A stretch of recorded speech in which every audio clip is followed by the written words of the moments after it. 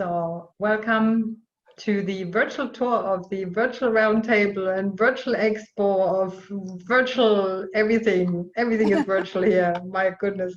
So we're going to have a look at the main program here, and this is where we find a link to the virtual expo. This year the first time, and I'm so proud of it. I mean, honestly, I'm so proud of it.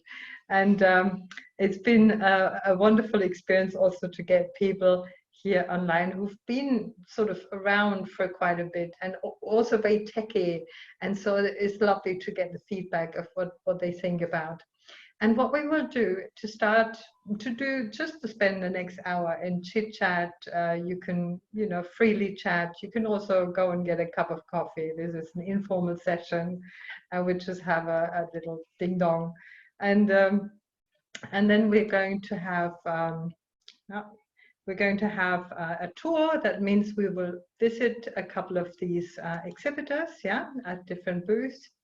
And I'm going to start off with Ways Goose Press, because Ways Goose Press has been, and we have Greta with us, who's just wonderfully presented how she turns readers into faster readers, or what do you call them? More fluent readers. More fluent readers, yeah. It's a German way of sticking in my brain. So more fluent readers, yeah, fantastic. Thank you so much. So, and Greta will have to leave in about 5 to 10 minutes. So what we'll do is we'll go to her stand first. Do you actually call it a stand or a booth? Booth, either one. Either one, okay. We always associate stand with lemonade stand for some reason, but nothing else is a stand.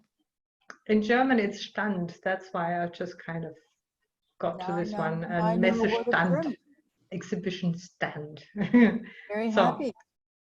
So we have here, what do we have? Talk us through, Greta. Well, this is the booth for Ways Goose Press. And so you can see on the little podium kind of to the right where Dorothy Zimak, one of the publishers, has posted a lot of our information. We have here one of the books in what we call our American Chapter series. And this is the original fiction that I've been writing for the last couple of years for Ways Goose Press. But Ways Goose Press has quite a bit more, actually. If you go to the right of the podium, they have a lot of really interesting books from interesting authors about, for example, how to do networking on Facebook for non-native users of English, which is often really, really daunting. This is just a little PDF that I put together. These are all the books in the American Chapter series, and all of these stories are based in the United States. Some of it is historical fiction, but most of it takes place in the present day.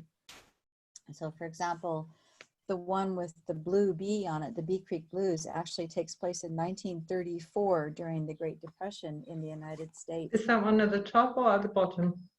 My goodness, how many? Did you write all of these books? Yes, yeah. Greta, when? In your past life or what? No, right here. There it is. The previous life or? Yes. And so I'm very, my feeling was that easy readers and graded reader world was taken over by British authors, and I'm American, for better or worse. I really wanted to write original fiction that would be really fun and absorbing for readers, but I also wanted the teachers to enjoy what they're reading. That was very important to me.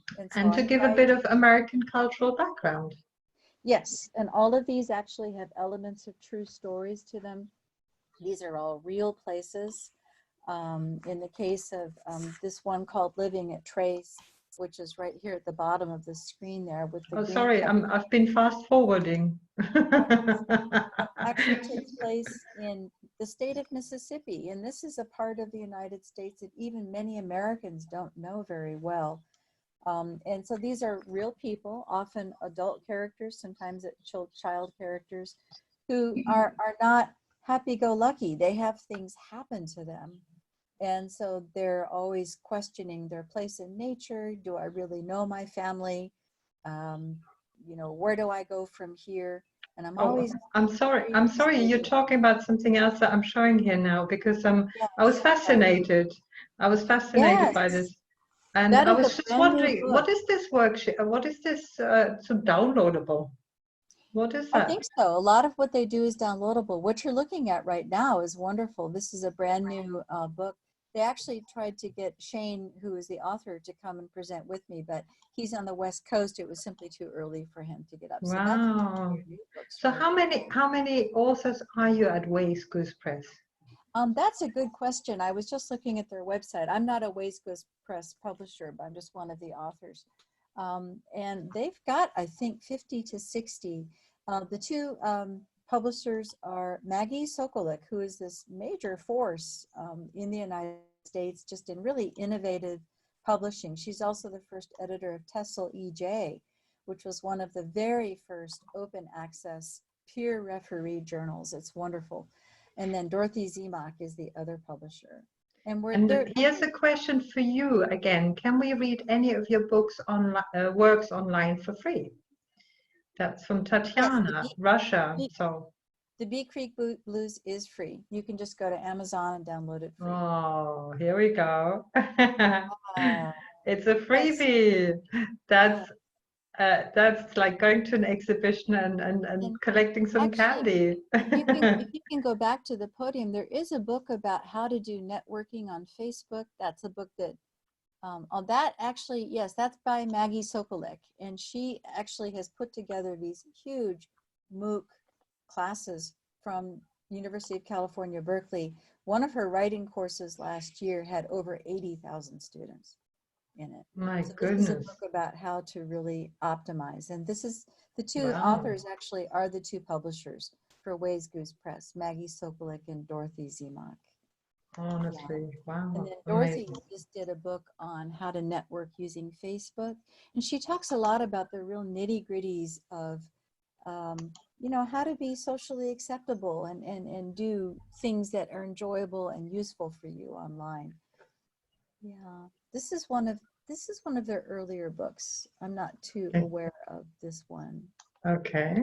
Then what about this one? Networking with That's Facebook. that's networking with Facebook. Yeah, and she's very big on cultural norms, and for people who are struggling with a second language, how do they, you know, do well on Facebook and get satisfaction from being on Facebook? Yeah.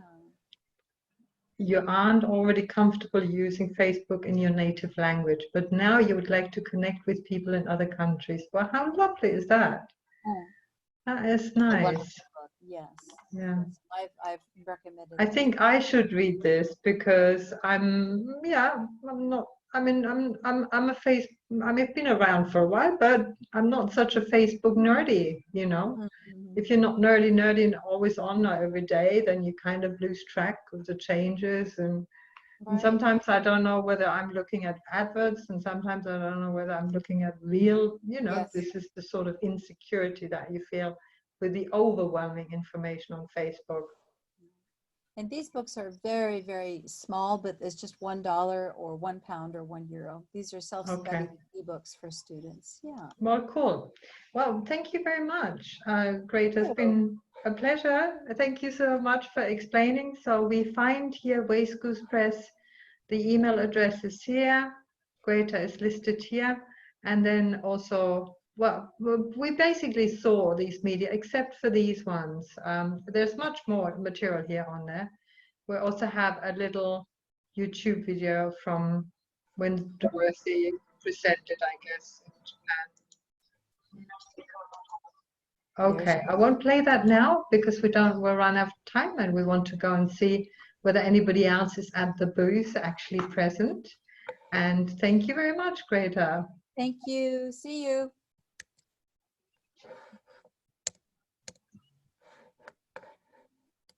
So we'll take a tour and we can go back to the actual start of the exhibition by clicking here at the top right to get an overview. And I would like to go and see Delta Publishing.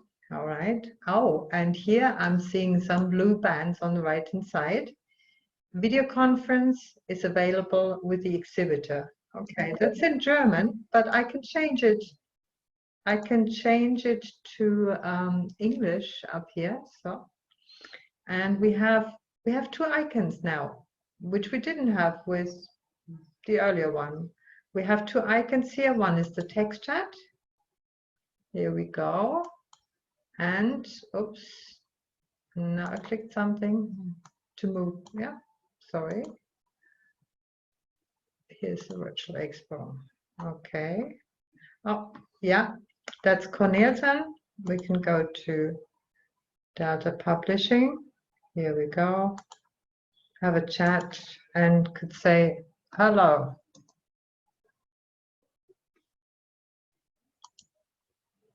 It's funny, he says, hello Laura, how are you today? So I'm typing in the text chat. Let's see whether anybody's on with a video chat. Oh, there's a guest here too. So it asked me to allow webcam and a microphone, which is a bit difficult when you are on a webcam already in Zoom. So maybe if I could switch off the, well, let's see, maybe it does both. It can. Hello, hello.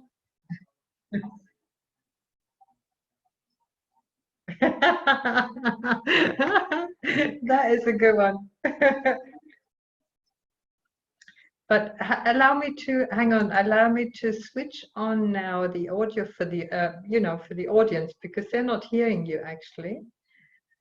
And if I do so, I might cause a little bit of feedback. I'll try to mute it quickly. Yes, the sessions are being recorded and live streamed. So let me see how to share computer sound. So now if you can speak, we should be able to hear you. Hello everybody. Can you hear me? Can you see me? And can the audience confirm that you hear and see Alex? Yes. They said yes. Thank you so much. So Super. Alex, talk us through what you have. Anything new? Anything interesting? Yeah, lots of things. How much time do I have? As much time as you like. Okay, super. So I'll just tell you a little bit. A couple of minutes. We'll have to go on. Super. So firstly, welcome to everybody. I'm Alex from Delta Publishing. I'm an educational consultant. I recently joined the company at the beginning of the year. Rather strange times at the moment, but I was hoping to be out and about in the field and visiting lots of teachers and schools, but that's not happening at the moment, so it's a little bit frustrating, but that's why something like this is so useful. We can still keep contact. So on our stand, welcome to our virtual stand, we have been uploading lots of resources in terms of webinars. You can see some videos with authors, editors. There's some videos there with Martin, who perhaps you saw this morning. Again, just we're trying to give you content and support during this time in terms of how you can make the transition perhaps to online teaching that little bit easier. So if you visit our website, which is deltapublishing.co.uk, which is our new website, at the top you'll see a banner advert for Delta Connect, which is a virtual Delta month that we're doing for the month of May. And if it's successful, maybe we'll keep running, depending on the economic situation and the situation in our industry. But it's something we might keep running moving forward indefinitely. So keep an eye out there. You can see the schedule of webinars and presentations that we have for the month of May. All the dates are on there. So yeah, we would just welcome you to go on our website. It's our new website. We've really improved the functionality of our online catalogue system. So we feel it's now much easier to find the particular titles that you're looking for. There's lots of free downloadable resources on there as well in terms of sample chapters, and what else is there? Sample teacher resourcing material, etc. So yeah, just go to the website, tell us what you think. Feel free to send me an email or Martin. Our email addresses are here on our stand. And yeah, literally about anything, whether it's a particular book that you're interested in, if you have any queries about one of our presentations, such as bloggers this morning, send us a message and we'll either arrange a private consultation with you via Zoom, or we can talk during, again, the virtual Expo chat. I'm available this afternoon between 2 and 3 UK time. So yeah, I'll be here. Just feel free to drop me a message in the chat, and we'll be happy to help in any way we can. So that's all from me for now, and enjoy the rest of the virtual roundtable. Thank you so much. I was actually, whilst you were talking, I was browsing a little bit through what you uploaded here. Yes. And it's a catalogue. How many publications do you have? Oh, we have lots and lots. In the latest catalogue is good question, Heike. Good question. I'll have to get back to you on that one. I'm not exactly sure because we're constantly bringing out. Particularly about the IELTS exam, it's just kind of catching my eye. Yeah, the build up to IELTS is very, very good, and we have a webinar on there with Lewis Richards. And I really would implore people to check that out because it's very, very informative. He's been working on teaching students IELTS for many, many years. So over a period of, say, 10 years, he's really perfected what works and what doesn't, and what he felt was missing in terms of an IELTS book that wasn't going to target students at the real upper end, the 7 level. He's targeting more at 6. But he actually said, because the material's so tried and tested and in his classrooms, that he's actually getting students achieving higher, they're achieving 6.5 and 7 using this material. So what I really like is that you call it a webinar library. Yeah. Oh, right, yeah. That is the first time I've seen it, and I thought it was really appropriate because it's such a precious Yes. library. And one thing, I'm just looking at IELTS games and activities. I mean, honestly, IELTS and games. Yeah, I mean, it may seem a strange combination, but like I said, I would advise people to watch the webinar with Lewis, and he will explain his reasoning behind using games, and he really gives a very informative insight into how he's come up with these games in order to achieve the same result that maybe you would have achieved with more traditional learning techniques, let's say. So I think it's about 10 minutes, and it's very, very good. I would advise you to watch it. Awesome. Thank you very much. So we can download this catalog also here. Yes. Thank you very much for... My pleasure. Yeah, and by the way, the audience here, you can also join Intake Chat. Everyone has the booth here and it's available until the top of the hour. And you can get there by clicking on this link. And I ask you, just try it out because it's fun. It's you can do a little chit chat and see what there is to maybe get for free. There's lots for free at Delta Publishing, honestly. But it's also about getting informed about the program. Thank you so much. Thank you, Heike. Thank you, Alex. Where are you located again, please say? Yorkshire, West Yorkshire. In West Yorkshire. In the north of England, yeah. We heard earlier from Martin that it's like 25 degrees in the UK. And it's beautiful. It's like a summer's day. It's actually a bank holiday today here in England. Is it? Yes.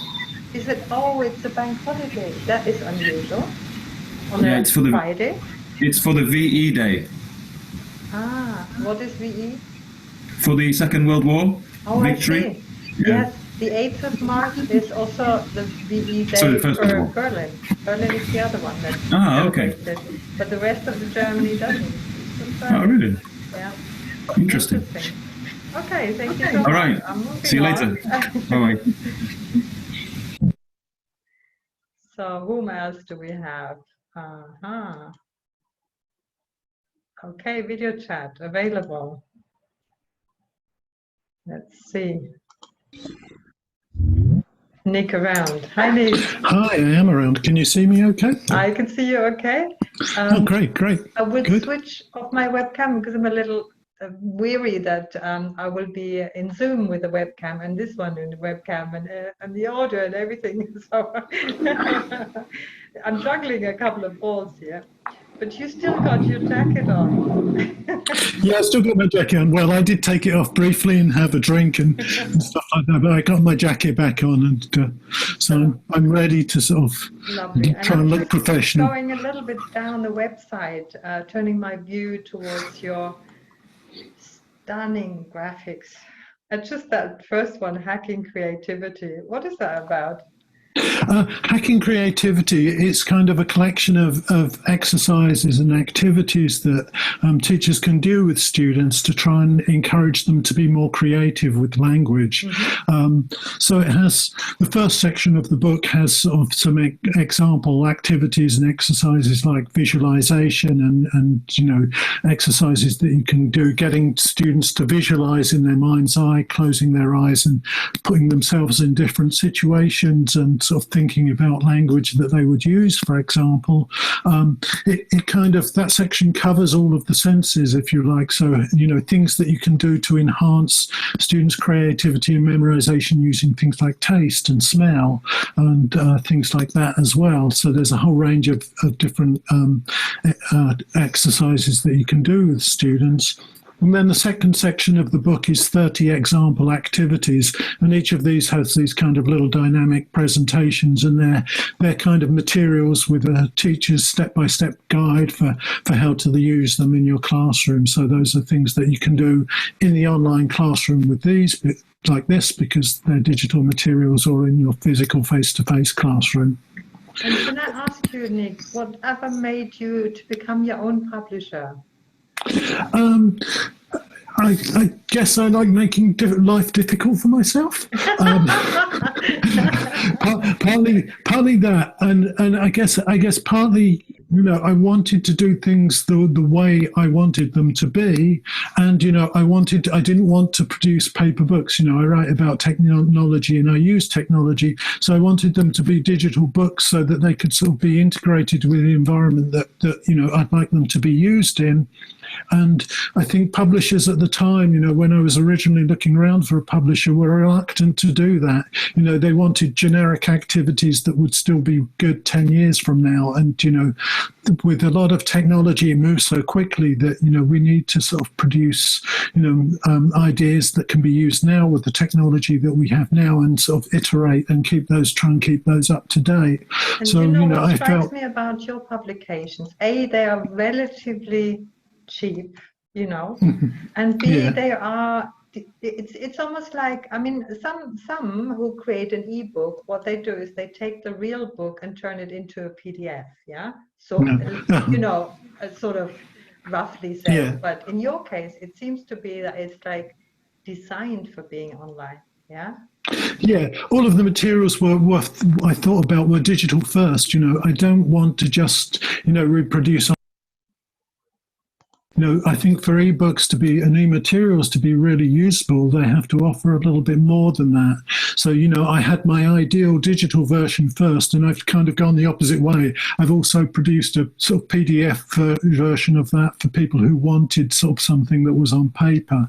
You know, so, you know, if people want to print a version of the materials to use on paper, then they can. But, you know, I'd ideally like them to use them virtually and, you know, save a bit of the environment. And I think they can be much more, the digital aspect enhances them. They have much more to offer as a digital product.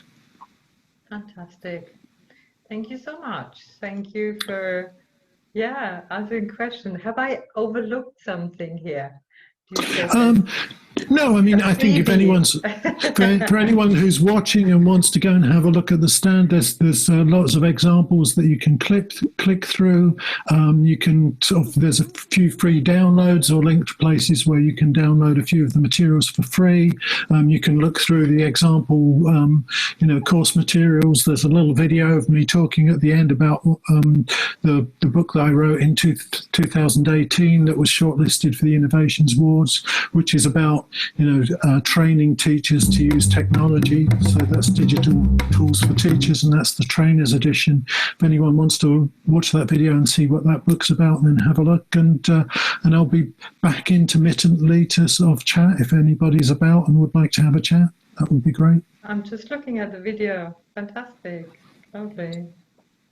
Thank you so much. Thank you very much, Nick. Thanks. You're such an inspiration to the industry.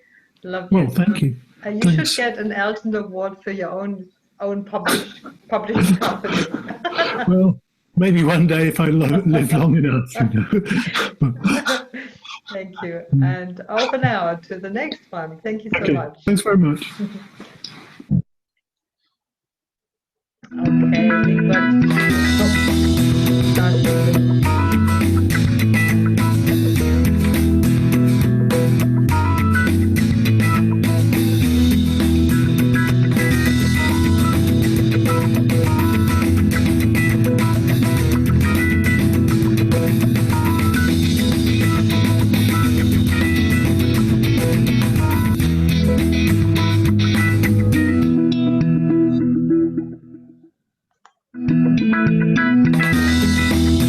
musical pause. Yeah, why not? Just watch again with the musical pause.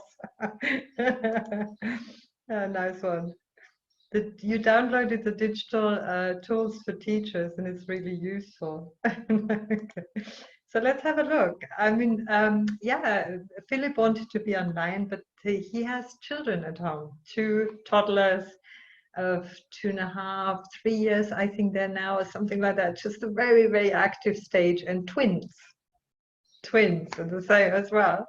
And they've been dabbling with home, well, the kitas are closed, the schools are closed, so they've been taking care of the kids at home. And then on top of that, he mentioned that Corona has, I kind of said to him, Philip, you know, you've always been digital. You've been digital for 10 years plus. You must probably be doing really nice business now, or don't you sell like crazy now, or what's the thing is? And he says, well, times are so different that there are new customers, new processes, new products, new requests, and on top of that, the personal situation. Yeah, so it's they're really working hard at it. And what Lingua TV has done, though, is they've produced videos to learn a language, and it's an interactive video embed, such as that you can see the dictionary with it, you can fast forward, you can click, the transcript runs on the side, and then there are activities around the video, and they're purposely created. These videos are created for language learners with very, very pertinent vocabulary, pertinent situations in the day-to-day living. They not only do English, they do German, they do French, I don't know what else they do. I'm afraid I don't know the whole overview of their product, but I've been working with them to try and develop a little bit the virtual classroom teaching scenario that some of their customers started requesting. And last year I spent a whole year teaching German for a company in Berlin that was that had to do with a cleaning company. And that was really interesting because I can teach in a virtual classroom, okay, that's not a problem, but it was the setting. The 5 apprentices, all from refugees, the 5 or 6 apprentices, they were all in a big, large conference room type of thing. I was displayed on a TV positioned a little bit above them, so I was always looking down on them, and they were always looking up to me, yeah. And then audio problems were galore. It was just never, the background noises were atrocious, the audio was bad, we could never adjust the microphone because it was a TV system. It was interesting though, because this is the kind of scenarios that some companies envision for future language tuition. And Lingua TV is now set up, and they're actually looking for teachers. That's what I wanted to say. They've been set up to teach live online together with their system. Yeah, and they've asked me numerous times. I said, Heike, help us to recruit. We need live online teachers. So this is what I'm putting to you. Apply for a job if you want to, but you also have to be a little bit familiar with Lingua TV's, the system, the videos and stuff, yeah? So I encourage you to be there. There must be probably some others around that I'm missing as they're live. Okay, nobody live here. Oh, that's the HMKW, the university who sponsored this under the. Welcome to The Language Languages, the story of 10 years of research and development in language learning in the virtual world. My own. Okay, we've been here before. Have we missed anybody? Because others wanted to be Watch online. and talk 1. Multitasking. Can you do 2 things at one time? For example, can you... You hear that, but we heard that during the talk from Mike. So we've been to Waco's Press. I think we're almost done the round. PG Publications, we've talked to. Bingo TV, struggling too many bolts. We'll go back to this one and use the music. And Na du? it's not on. Oh, let me fast forward to Learn Match just to have a look. Na du? Bist du sportlich und ein Teamplayer? Na du? Bist du sportlich und ein Teamplayer, aber findest Vokabeln lernen dich, wenn du gewinnst? Dann probier doch mal Learn Match. Spielerisch, sportlich, leicht. Nicht nur zu Hause, sondern auch in der Hängematte oder im Pool bist du mit all deinen Freunden verbunden. Du musst nie wieder alleine lernen. I will switch this off and we'll translate a little bit for you. How's that? Okay. Yeah, it talks basically, are you a team player? Do you like competition? Do you like learning and studying at home? No, you don't, obviously. Like to be outdoors. And they've developed an app which, have you heard of Phase 6, everyone? Has anybody of you heard Phase 6? I'll type that in the text chat. Phase 6 is a vocabulary trainer. It's quite well known and quite popular. A lot of publishers are using it, which uses the 5-stage Ebbinghaus forgetting curve kind of system. And they created an app, and the original story is that Daniel Gorin, who developed it, he was part of, he was studying Spanish with this kind of box system where you put one vocabulary card into the next one and so forth. And it's a system that you have to basically stick to that system in order for the vocabulary to remain in your brain forever. Yeah. So, and he dropped this box in the bus and all the cards went everywhere. And that's when he said, oh, I like that system so much. The 5 stages of the non-forgetting curve. It's like in time interval, it starts with 3 days, then a week, then 3 weeks, you know, it goes longer and longer, but you repeat the same vocabulary until the 6th time when it is said to be permanently in your brain, ingrained. Yeah. And Phase 6 has then become that system in a digital format. It works wonders. I used to put all of the contacts that I met at conferences, I put them in there, and then I would repeat the name and the face and what I remembered of that person, and some of the names still stuck today with me. I mean, it's a different way of vocabulary learning, obviously, but it was just one of the wonderful benefits years ago. And now Learn Match has come out with a new app that uses Phase 6 system, but on top of that, the learners can play matches, and the matches go like this: 2 times 45 seconds. They have to very, very quickly click on the they have to very, very quickly click on the solution of like a multiple choice. Out of these 4, you hear a sound, and then you select and so forth. And then they play against each other, and the one who wins gets on a scorecard. There's a leaderboard built in there, yeah. And it's so popular that the students play Learn Matches with each other, which is fantastic. And you can see from I have to show you this one at the end here, from Kika and everything, what they've the amount of companies who are using their system now. Because originally it started with football. It's the idea of football, you know, football. I think it's absolutely brilliant. I really like it. And and they've been very, very busy with distributing that app. It's got millions of downloads already now.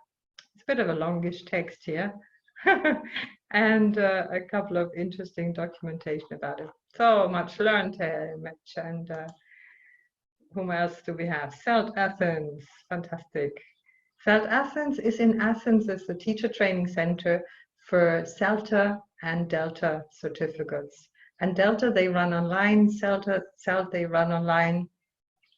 So Marissa Constantinidis is quite well known for her fantastic work here in that region. And of course, she's at home now and struggling, but she had all of her courses online already, more or less. The Delta Online, CELT Online, it was all there.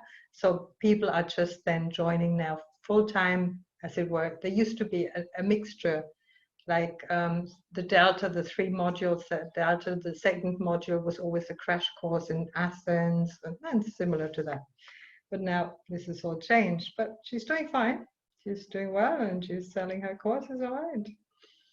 Yeah, so thank you very much for listening to all of this, ranting away from me. I was hoping to have more conversation partners. Oh, I forgot to promote, not promote, but as I said, I'm grateful to get the room. And what has been interesting about this one, I have to show you the video. This is Professor Freitag. I know, not him really. He's the head of basically HMKW. They have 3 locations in Berlin and in Munich. Berlin, Frankfurt, and Cologne. And they are a private university, college, university mix. In Germany, they're still called University of Applied Science, yeah? And they just recently got 90 lecturers that had to start teaching live online within a matter of 2 weeks, because the summer semester starts there at the beginning of April, and Corona and the lockdown happened mid-March, so it was a matter of weeks they had to all go online. It's been a fantastic experience. I've run a lot of webinar support because I was highly interested in this kind of, how does it work when you know, almost like 100 lecturers go online. I thought it was so fascinating. And now I'm part of their training initiative that we run 4 training initiatives to find out the didactics, or that's the German word for pedagogy, of teaching live online. But what happened, what we're discussing at the moment now is, yes, in the beginning, the students are very, very excited. They really seem to be there. They're punctual, they're attentive, they work with it. All of them have webcams on. This was one of the requests of the university to do that for the lecturers. And they're amazed. The lecturers are amazed. They're also amazed that almost the same time is needed online as they need offline to go through the same material, which was a surprise to everyone, really. And we are exchanging, a group of 30 of them coming every Wednesday for a month to exchange these experiences, to make sure that we all sort of are in the same boat. And it's very fascinating to see that, yes, it's the students they like it. They like this online teaching. They would love to spend a little bit more time together, even amongst students, and they enjoy it. And the lecturers, okay, they're really wonderful lectures because it's media, communication, and economy is what they represent, the finest people from the industry, radio stations and TV station and journalists, and I mean, amazing lecturers. So, but now Professor Freitag has been in discussion with me to provide them with a social space. Because we all say Zoom, they will soon tire out, and Zoom fatigue has been sort of made a theme by the National Geographic, because Zoom fatigue happens when there's too many impressions on the eye, like too many webcams flashing open, and then people are tired. And so we're looking at the moment, we're looking at the moment at creating a virtual 3D space for them. Yeah, and this is the one I got from OpenSim. OpenSim means that it's like Second Life, and you see the person walking like Second Life, and flying in a minute. And OpenSim allows a measure of security, which means this island that is now designated the island for the university, HMKW in Berlin, Frankfurt and Cologne, can be closed for hypergridding, which means nobody can enter. The students can still go outside to other hypergrid enabled grids, yeah, but the security aspect is there, that nobody else from the outside could join. But obviously this is something to be developed as to if we get some of the 30,000 students in here and give them also a creation space. A lot of them are in 3D printing, 3D design, and lots of disciplines that also are in virtual worlds really interesting. And one of them is the visual and media anthropology class, master class, that predominantly also looks at 3D worlds and the anthropological effects of people living there, meeting there, socializing there, and simply spending time. And a lot of them already say, yes, the time spent in virtual worlds is enjoyable and relaxing, whereas the time spent in Zoom can be a bit of a strain. Just to summarize the development that's going on, that I've been basically, he disappeared, I've been doing there with the University of Berlin, which for me is fascinating. And I always believe that this is still future, and Professor Freiter said, no, we need it tomorrow. I was like, well, okay, my first pilot. I've been waiting for this quite a while. So yeah, okay, that's it from my side. It was a spontaneous decision to set this up, actually. And look at Let's Talk Online, no media whatsoever.